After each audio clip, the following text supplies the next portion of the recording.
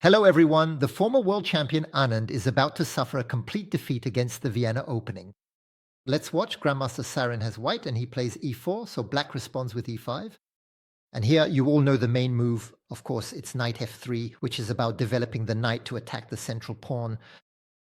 But in this game, Grandmaster Sarin is not going to play his knight to f3. He's going to play knight to c3, which is the defining move of the Vienna opening. So what's the difference between these two knights? After all, you might think it's equivalent as a knight development. Well, no, there are different stakes involved. But to understand these stakes, we need to go back a bit to the history of chess. Historically, the f4 push was often played by white, known as the king's gambit, with the idea of using the f4 pawn to lure the e5 pawn away from its control of the central square d4.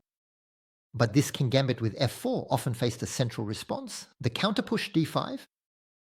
And so, when white choose to play enter c3, the Vienna opening, they are watching over the d5 square twice to hinder this d5 counterpush, while also keeping the f2 pawn free to later advance to f4, as in a king gambit, but a bit delayed. So, the idea is to be able to play a king gambit in an improved version without allowing black's central reaction with the move d5. And here Anand responds with the best possible move. He plays knight f6. He is still preparing the counter push d5. That's why white played bishop c4. He develops the bishop, attacks the pawn on f7. That's obvious, of course, but he is also tripling up. The control of the squared f5 still to prevent black from playing d5. And by leaving the pawn on f2 free to go to f4, just like in a delayed king gambit. So black could still play anyway. An interesting move here is knight e4. It's a pseudo-sacrifice of the knight, because if white recapture, there's the counter push d5. But often white does not take back and plays a rather complicated move which consists of playing queen h5. This is not the objective of the game, since in the game, after bishop c4, black did not come to take the pawn of 4. Anand preferred to simply play bishop c5. The pawn d3 is played, and then black plays c6, still with this intention to fight for the square d5 and to allow the d5 push. That's why Grandmaster Sarin gives up the idea of playing f4 and prefers to develop with knight f3, attacking the pawn on e5. And taking advantage of the fact that the pawn on c6 prevents the defensive arrival of the knight. So black put their pawn on d6. h3 is now played and black play b5. It's true that the pawn on c6 can also support the b5 push. The bishop retreats to b3, a 5 is played, and then prepares to trap the bishop with a 4, so a flight square must be given. A 4 is played.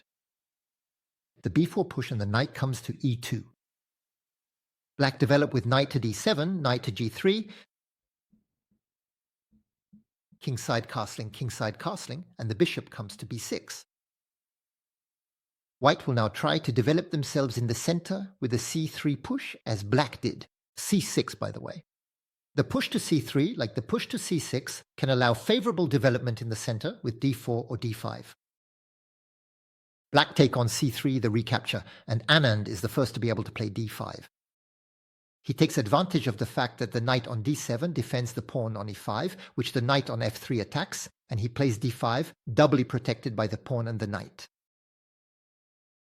Rook e1 is played with the idea of being able to take on e4, and to open up the rook's file so that the rook can join the knight in attacking the central e5 pawn. That's why black play rook e8 to defend as well. Bishop g5, the bishop wasn't developed, so it moves to g5 to pin the knight on f6 since the queen is behind, and Anand simply moves his queen to c7. And this is where the position is going to get very interesting for the Grandmaster Ogre Sarin Nihal. What is he going to play? He pushes d4. What is his idea? He reinforces the attack on e5. Let's not forget that if the pawn on e4 takes d5, it opens up the rook, and there will be 3 attacks on that pawn on e5. But already there's a threat to capture on e5, immediately. You might say no problem, the knight could recapture. But then the knight on d7 would no longer be protecting the knight on f6.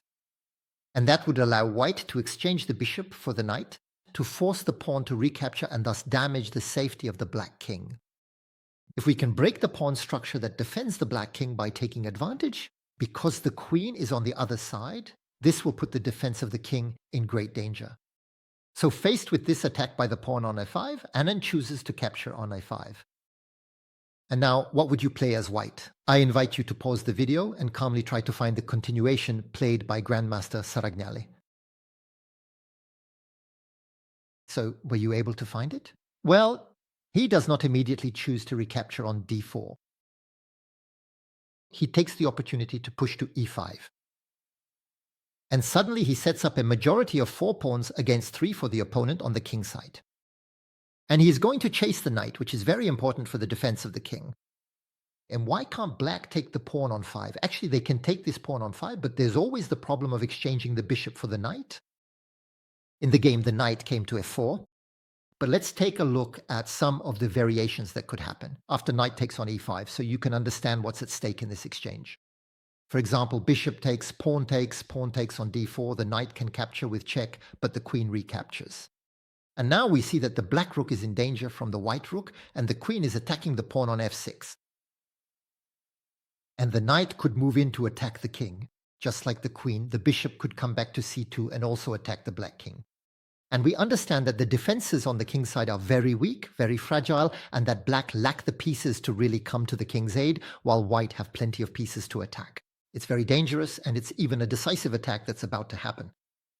That's why in the position after e5, black won't let the knight on f6 be exchanged. They play knight to e4. Knight takes e4, pawn takes e4, and here comes a terrible move. A terrible move for Anand, who perhaps didn't see it coming. Not easy to find at all. What did Grandmaster Nihal play? You can pause the video to take your time and look for it. So what did you think of? In this position, one might simply expect to save the knight. Well, no. He's going to play bishop f4. A terrible move. What's the idea? It's that if the knight on f3 is taken, which Grandmaster Anand is not going to do, he's going to move his queen to get out of the line of fire with the bishop he'll play, queen a7. But let's see what happens if he takes the knight. If he takes the knight on f3, then there's the push to e6. And here it's terrible, the queen is attacked and there's a threat. Pawn takes pawn, supported by the bishop on b3 to attack the king and the rook, with a threat of mate and pawn promotion to queen, for example. Let's see if the queen takes the bishop. There would be pawn takes, check. If the king moves to f8 or h8, it's mate afterwards. You just have to take the rook and it will be mate. Or the pawn can take and promote to a queen or even a rook, and that will also be mate. So that forces queen takes. Rook takes rook, check. The queen can't recapture because of the pin, so you have to put the knight on f8. And here we can simplify everything. We can take the queen. King takes, we can take the knight, then take with check. The king moves away, we can take on c6, attacking the different pieces. And even threaten mate. If the rook comes to b8, there will even be mate. So now you understand that bringing this bishop to f4 is terrible. And if black take the knight, the push to e6 with the queen attacking, but also the mate threat with this capture on f7 and the extension of the bishop's diagonal. So, black play. Queen a7, they don't take the knight, but the knight takes the opportunity to go on the attack, knight g5. And now look, this threatens bishop takes f7. But not only that, the white queen could come to h5 to attack f7 and h7 supported by the knight. There are too many attacks now. Black played. Knight takes e5 so that the knight can defend the f7 pawn. But rook takes e4, and we have the resignation of the former world champion in Nantes, who resigns on the 21st move. There are too many problems. The knight is attacked twice. It can't move because the rook is unprotected. There's the attack on f7. The queen, who could come to h5, reinforce the attack on f7, but also threaten the attacks on h7. There is no way for black to defend. You can avoid mate, of course, but not the loss of the piece, and the attack would continue anyway. Look at the evaluation bar to the left of the board. It's completely turned white now. So, what did you think of this attack? You can leave me comments. I read all of them anyway. And of course, you can give the video a thumbs up, support the channel, and share the video. And of course, we'll meet again for new adventures on the chessboard. Goodbye, everyone.